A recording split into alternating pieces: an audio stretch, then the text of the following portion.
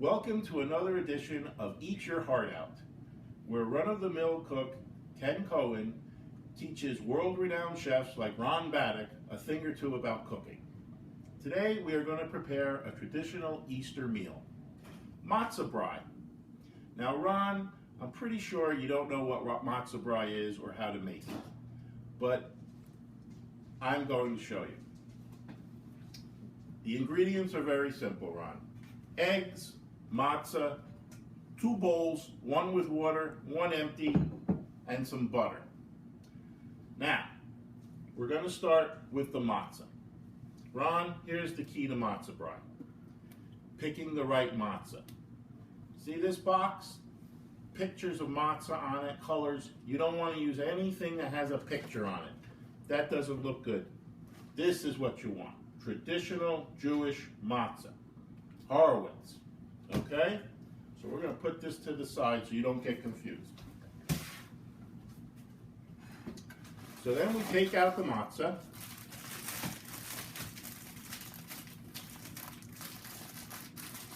We rip it open.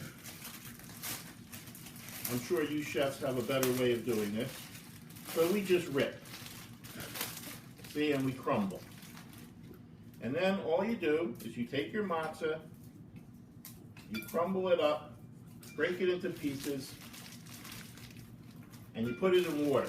You let it soak in some water, okay? All you need is a good pair of fingers, Ron. Just a good pair of fingers. Pretty much the same as you need for a good little wedge shot. Good hands. You need good hands. Okay? Just keep breaking it up. It's a little tedious, but you know, you should know, cooking can be tedious. You have to have a lot of patience. Just like golf, Ron, gotta have a lot of patience. Okay, so we just keep breaking that up. Okay, depending on how many people you want, that's how much matzah you use. Okay, all right. Then you just kind of give it a little twirl around. Let it soak for a few minutes. In the other bowl, we crack a few eggs. Not very well. Oh, that was a good one. Got that one clean. Caught that one right in the middle of the club face. There we go. Just a few. 3, 4, 6. We'll go with 6. You chefs really never tell us exactly how many to use. We'll go with 6 today. Okay? Got to get a utensil because I forgot. This is your fork. Okay? You mix up the eggs. You might use a whisk, but we're not that fancy here. We use a fork. That's the difference between a run-of-the-mill cook and a world-class cook. We don't have the stuff that you guys have, the equipment, but we've got the talent. So we just mix this up, and now you're pretty much all set. Oh, this is getting a little soggy, so we don't want to get that. We want to get that out of the water. We're going to get the matzah out of the water now, and you dump it in the egg. Looks good, right, Ron? Can't beat it. Okay? Maybe we'll put a little bit more matzah in because we got extra water we want to use up. Again, we just rip it open. The plastic, you probably use scissors. It's cleaner, neater, but we don't do that. Okay? A little bit more. Ooh, that one. Okay. All right. Boom. Yeah, nice. Okay. Mix it up in the egg. And we're going good right now. Okay? Then we come over to our primitive little stove here. We don't have the fancy stuff with the little gas and all that. We just have our basic little stove. Butter. Okay? Lots of butter. Just throw it in. Jewish cooks love to use butter.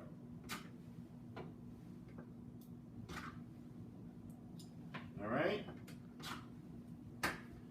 So we let that butter melt a little bit. While it's melting, we can just tell you that I was inspired to make this meal because I watched the Ten Commandments last night, Ron. One of my favorite movies. And you know what the Ten Commandments is about. It's about the story of Passover, right? I know this is a traditional Easter meal, but I'm a Jewish boy, Ron. And so I don't really make a traditional Jewish meal. So I try to do what I know how to do, which is make some Jewish food. So matzah brai fills the void here at the Cohen house for our Easter meal. Even though I married a nice little shiksa girl, and we do celebrate Easter, but this morning we are doing matzah brai. Okay, so. See, we don't have good equipment here at the Cohen house, so the butter's not melting fast. Probably because it's still, the simmer button's on. So we gotta turn the simmer button off. Ah, there we go. The heat is coming on now. These are things that you don't have to deal with when you're a real good chef and you know what you're doing. But see, and then also the other thing we like to do is we like to clean as we go. Okay? Okay, so we got a nice little buttermelt going here now. Maybe a little bit more. Okay. Gotta wait a little bit, Ron. This is getting nice and eggy.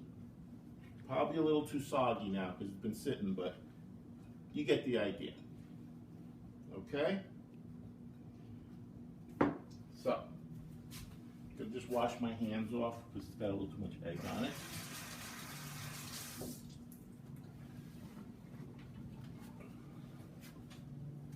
All right, now we're talking. Look at that. You have that move? Huh? This is a good little move. You see a little twist? That might help you with your wedge game too. See how I grip the pan?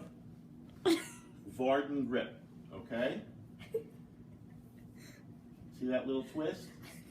That's good. It's called a preset. You should try that with your little wedge shot. You preset. Okay? See that? You get nice little height. Okay. Now, that's going good. Then what we do is we get a little spoon or a spatula. We don't have fancy stuff. Look, see? An old wooden thing, probably from Kmart. And then we do the dump. Just dump it right in. Okay? And then you just watch it cook. It can't get any simpler. I know this is probably a little too basic for you. You know, I know you like to use vinaigrettes and all kinds of fancy stuff and things and mushrooms and it's delicious, I have to say. I miss it. But since we don't have access to your cooking right now, we have to do the best we can. So matzah brai is what we get. Now it cooks. Now the real key to matzah brai, the key to any cooking, Jewish cooking, is salt. Lots of salt. Okay? We go for the Mediterranean salt here in the Cohen house, McCormick Mediterranean salt. And you want to know why, Ron? Because it comes out nice and quick. Big holes on the top. That's why we like it. See, look at that salt pouring out. That's what we like. You see this one? This is why we don't use this one. Morton salt, see these little holes? It doesn't come out fast enough for me. That's why I don't use that salt. Okay. So now we just have to wait while it cooks. See, we don't have like I said, we don't have a real good stove here, Ron. So it takes time. And also, our other burner is broken. So we have to use the small burner right now. The other burner has too much heat. It only goes on high. These are the things you have to deal with as an amateur chef. And you don't want to fix it.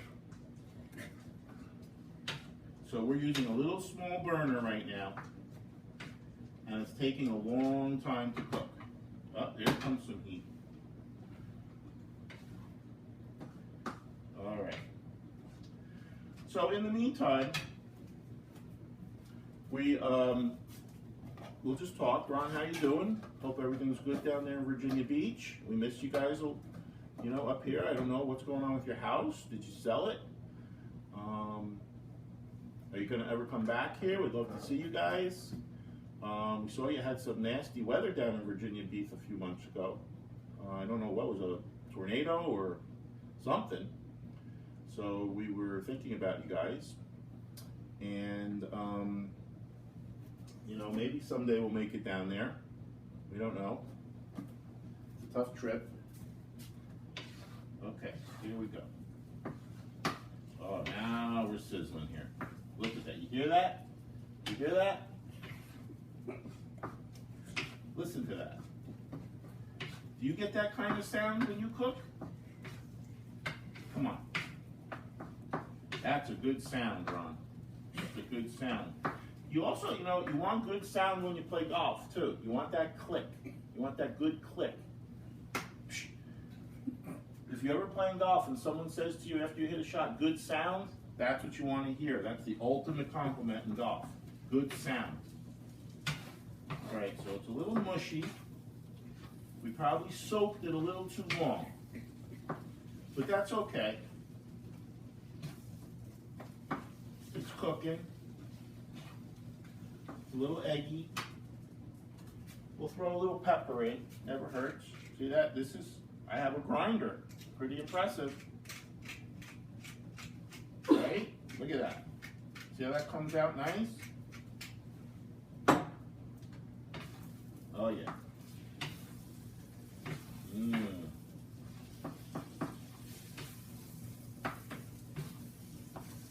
I don't know the origins of matzo brie.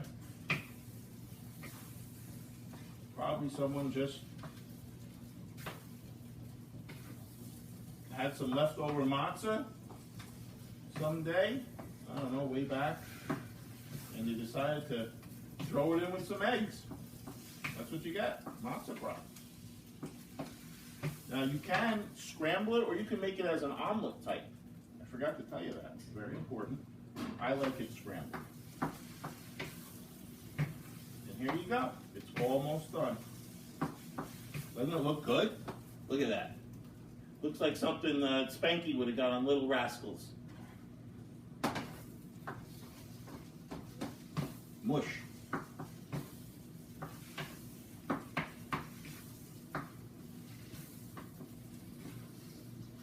Oh, it's coming together now. It's really coming together. Gotta give it a little taste. So we take the fork out of the wet bowl full of egg. You dip it right in. You taste it right over. You put your mouth right over the pan, so that if you miss, it goes right back in. Not ready. Not ready. This is what happens when you don't have a stove that's working properly. But these are the challenges that everyday chefs face. Unlike you know, you've got all that nice fancy stuff. Gas grills where you can adjust the heat. Nice, very nice. Vents. We make do. Good sound, good sound. Oh, all right. Oh, see, I can't keep it in. See, if I was a real good chef, watch this, Ron, watch this. Look at that, look at that. Look at that. You see it? Coming up, see the grip? See the grip? Watch the grip. Nice, nice touch. Oh, we got a little burning monster going on here. Get that out. I think it needs a little more salt. When in doubt, salt. Okay? Not good for my blood pressure, but you know, some of you have to make some sacrifices for this show.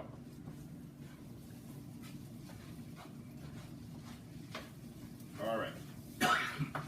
Oh, and the other thing is you try to off right on it, so you get some good germs going in there. And then you plate it. Plate.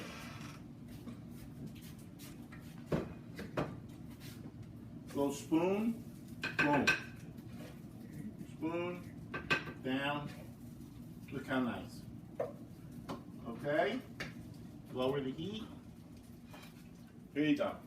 Matzo brei. That concludes another show of Eat Your Heart Out. We'll see you next time.